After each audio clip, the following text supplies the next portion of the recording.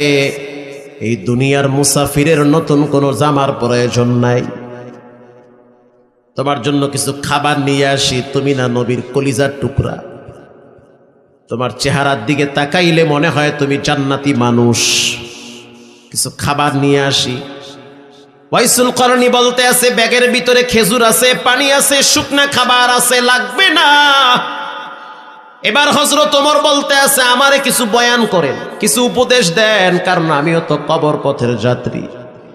জানি না কোন দোকানে কাপনের কাপন চলে আসছে, জানি না কোন মসজিদের পালকি রেডি হয়ে গেছে, কিছু বয়ান করেন আমারে। এবার ওয়াইসুল করনি বয়ান করলো শুধু একটা, দুইটা। বলেন কয়টা? এক নম্বরে ওমর শুনে নাও, দুনিয়ার বোঝাটাকে হালকা করে দাও। দুনিয়ার বোঝা, টাকা পয়সা, দল ক্ষমতা, নেতা নেত্রী, এই সেই, এই ঝামেলার থেকে নিজেকে একটু সেফ রাখো, কারণ তোমার আসল বাড়ি হলো আল্লাহর জান্নাতে। এই দুনিয়ার মায়ের পেছে পইরা আখেরাত নষ্ট করা যাবে না।